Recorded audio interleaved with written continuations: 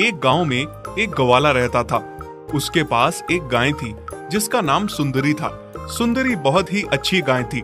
जब वो जवान थी बहुत सारा दूध देती थी, जिससे उसका मालिक बहुत खुश हो जाता था। लेकिन अब हालात ऐसे थे कि सुंदरी बहुत बूढ़ी हो चुकी थी। अब वो दूध नहीं देती थी। फिर एक दिन की बात है। हे भगवान, अब मैं तंग पड़ गया हूँ इस सुंदरी से। ना तो दूध देती है और ना ही इसका मुझे अब कोई फायदा दिखता है। एक काम करता हूँ, एक नई और जवान गाय लेकर आता हूँ। मालिक नई गाय लाने की बात कर रहे थे, मुझसे तंग हो गए हैं। सही बात है, तंग हो भी क्यों ना, मैं उनके किसी काम की भी नहीं रह गई हूँ ना अब। चलो अच्छा ही है, मालिक नई दूध वाली गाय लेकर आएंगे तो उनका घर चलेगा।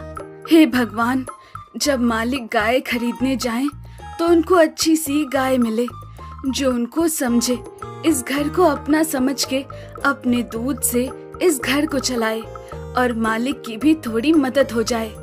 अगले दिन नागेश नई गाय लेने चला जाता है, पर सुंदरी को उम्मीद थी कि शायद मालिक के जाने से पहले उससे मालिक मिल के जाएंगे। ये क्या, मालिक गाय लेने चले गए और मुझसे आके मिले भी नहीं। नई गाय के आने से कहीं मालिक बदल तो नहीं जाएंगे। नहीं नहीं, मुझे ऐसे ख्याल भी अपने मन में नहीं लाने चाहिए। मालिक बहुत अच्छे हैं, वो मुझे बचपन से जानते हैं। उन्होंने मेरे लिए बहुत किया है और मैंने भी उनके लिए बहुत किया है। वो ऐसा सोच भी नहीं सकते। शाम को नागेश एक हट्टी कट्टी मोटी ताजी गाय लेकर आता है और खूब सारा दूध निकालता है। आहा, बड़े दिनों बाद आज दिल खुश हुआ। कितने दिनों से मैंने दूध नहीं देखा था और आज मेरी नई गाय ने कितना सारा दूध दिया। शाबाश तुलसी, तुम बस ऐसे ही दूध देकर मेरा दिल खुश करती जाओ और मैं हरा हरा अच्छा अच्छा चारा खिला के तुम्हें खुश करूंगा। अरे रे रे, हरा चारा तो कम पड़ रहा है और गाय तो 2 हैं खाने वाली। हाँ, ऐसा करता हूँ, सारा चारा तुलसी को खिला देता हूँ, क्योंकि उससे मुझे इतना फायदा भी तो हो रहा है और सुंदरी से तो मुझे कोई फायदा भी नहीं हो रहा। उसको क्या जरूरत है हरे हरे घास खिलाने की, उसको तो सूखी घास दूंगा। फिर नागेश तुलसी को खूब सारी हरी घास और सुंदरी को बस थोड़ी सी सूखी घास और खराब घास खिला देता है। ये ले सुंदरी, अब तो तुझे इसी में गुजारा करना पड़ेगा, थोड़ी और सूखी घास में, क्योंकि मेरे पास इतनी घास नहीं है कि मैं तुम्हें मुफ्त में खिला सकूं। मुझे अब तुलसी को हरी घास खिलानी है, क्योंकि वो दूध देती है, उससे मुझे फायदा होता है और तुमसे मुझे कुछ नहीं मिलता। यह सुन के सुंदरी हैरान थी। उसे अपने कानों पर यकीन नहीं हो रहा था कि मालिक उसके साथ ऐसा कर सकते हैं। वो मालिक की तरफ देखती है और उसकी आंखों से बस आंसू बहते हैं। सुंदरी के गले से उस खराब घास का निवाला ही नहीं जा पा रहा था, क्योंकि मालिक ने पहली बार उसे ऐसी घास खाने को दी थी। मालिक, आप ऐसा कैसे मेरे साथ कर सकते हैं? इतनी थोड़ी सी और खराब घास से मेरा पेट कैसे भर सकता है? मैं तो भूखी रह जाऊंगी। बस फिर उसी दिन से नागेश तुलसी को अच्छी घास और सुंदरी को सड़ी हुई और थोड़ी घास देता है। हे भगवान, मालिक मुझे अब भर पेट खाना तो नहीं देते। हमेशा मेरा पेट खाली रह जाता है।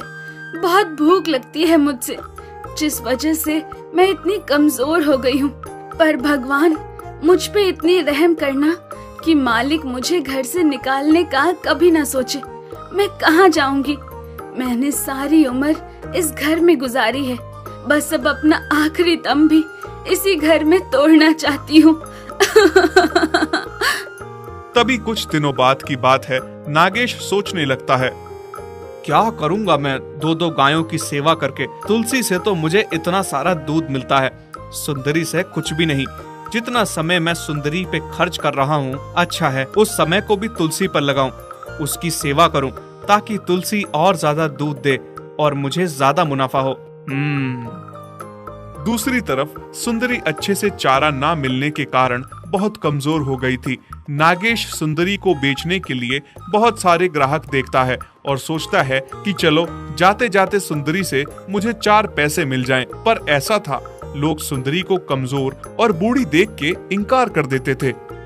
उफ, तंग आ गया हूँ मैं इस गाय से। किसी काम की नहीं है, कोई ले भी नहीं रहा इसे। अब मुझसे बर्दाश्त नहीं हो रहा है। नागेश सुंदरी के पास आता है और उससे कहता है, बस बहुत हुआ सुंदरी, मुझसे अब बर्दाश्त नहीं हो रहा। ना ही तुम्हें कोई लेने आ रहा है और ना ही मुझे तुमसे कोई फायदा हो रहा है। तुम्हारी सेवा करके अब मैं अपना समय नहीं गंवाना चाहता और मेरे पास इतनी घास नहीं है तुम्हें खिलाने के लिए।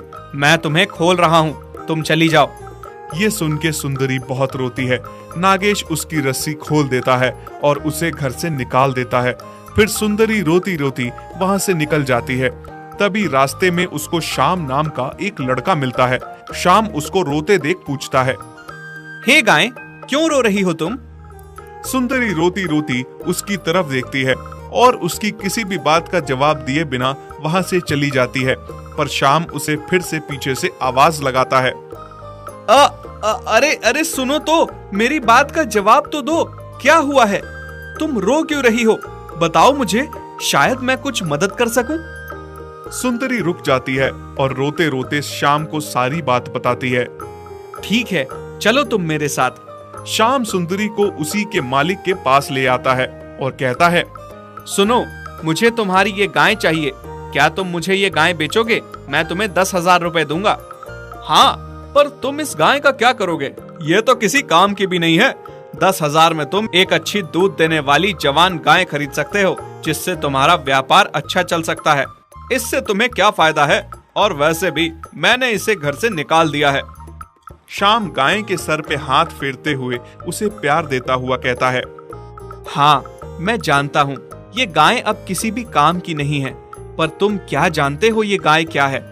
तुम तो इसके एहसान भूल गए। इसने तुम्हारे लिए जो कुछ भी किया, अब ये किसी काम की नहीं रही तो तुमने इसे घर से निकाल दिया और ये भी नहीं सोचा इसका क्या होगा, कहाँ जाएगी, भूखी प्यासी रहेगी या फिर कोई बाघ इसे खा जाएगा। मैं इस गाय को ले जाकर अपने आंगन में बांधूंगा और रोज सुबह उठ के इसके पैर छूंगा, जिससे मेरे घर में धन संपत्ति की कभी भी कमी नहीं होगी। और निस्वार्थ भाव से जब भी हम किसी गाय की सेवा करते हैं तो गाय माता हम पे अपना आशीर्वाद बनाए रखती हैं और हमारे घर में सुख शांति बनी रहती है।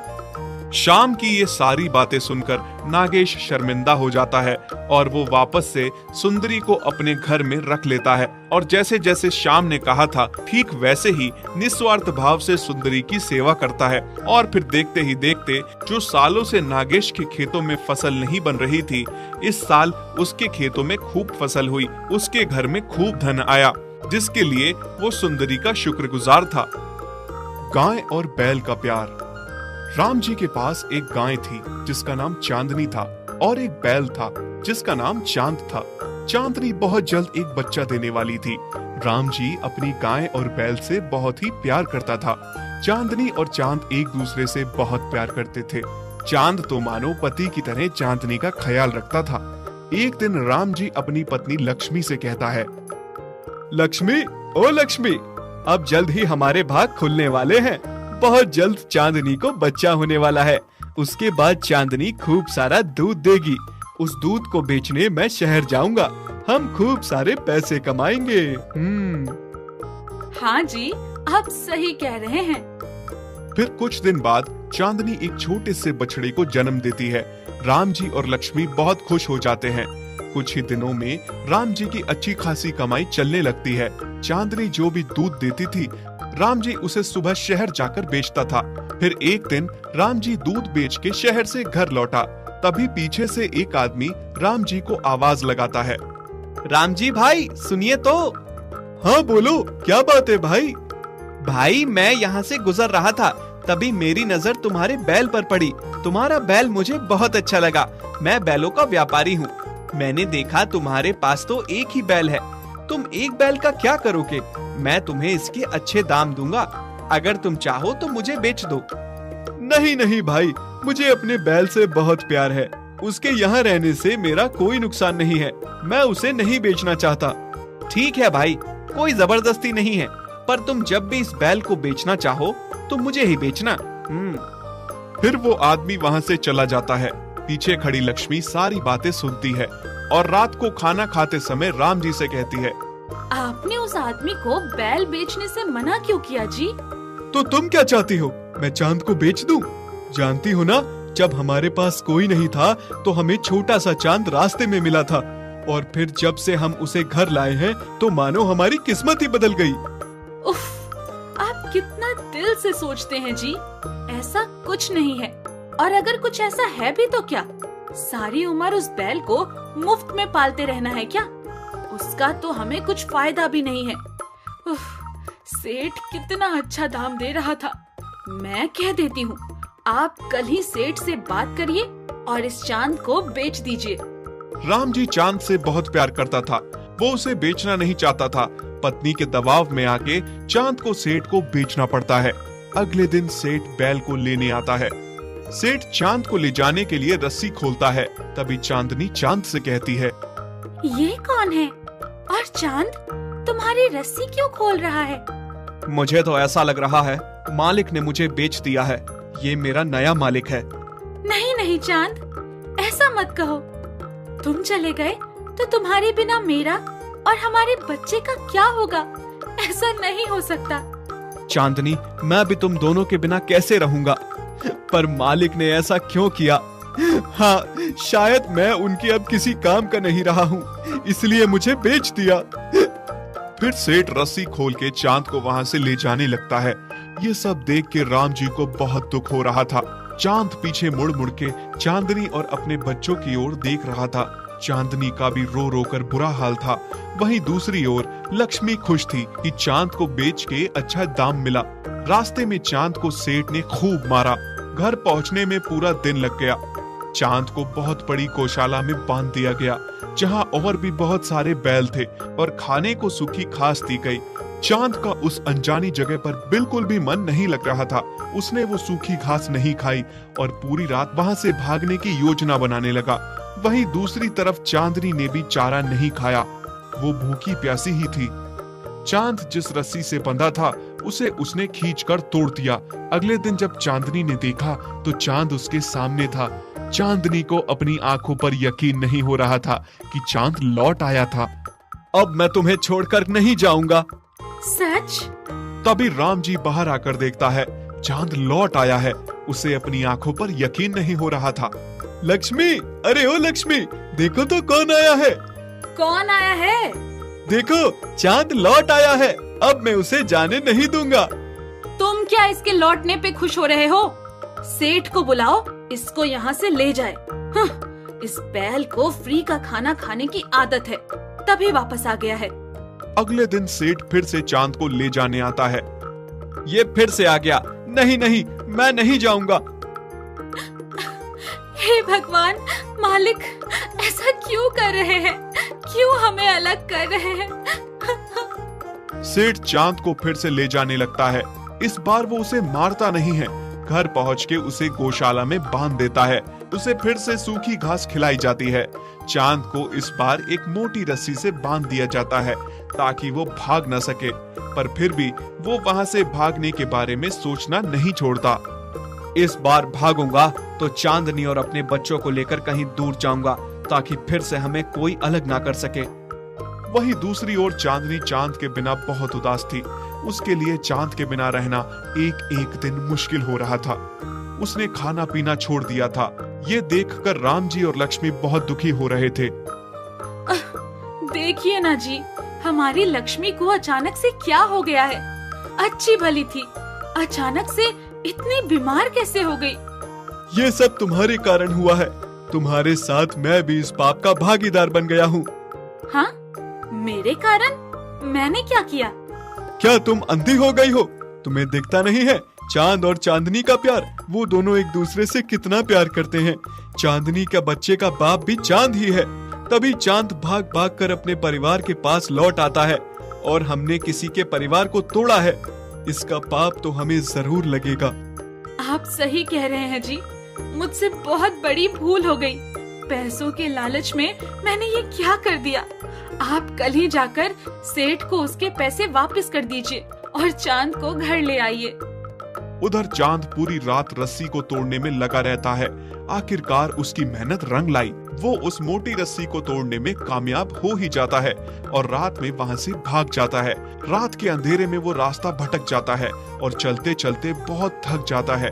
ऊपर से भूख और प्यास से बहुत बुरा हाल था। फिर चांद को एक जगह हरी घास का खेत दिखता है। चांद उस खेत में घुस जाता है और घास खाने लगता है।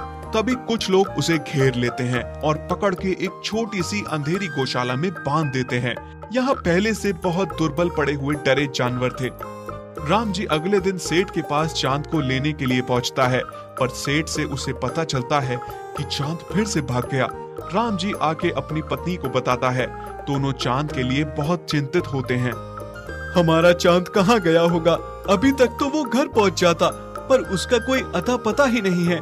कहाँ गया होगा वो भूखा प्यासा? आप सही कह रहे हैं जी, पर आप चिंता मत करिए, सब ठीक हो जाएगा। वहीं दूसरी तरफ चांद का उस कैद में दम घुट रहा था। वो सोच रहा था भगवान ने उसकी कितनी बुरी किस्मत लिखी है और कितना और दुख देखना बाकी है। मुझे तो लग रहा है कि मैं अब मर जाऊंगा। नहीं नहीं, इतनी तकलीफ उठाने के बाद अब मैं हार नहीं मानूंगा।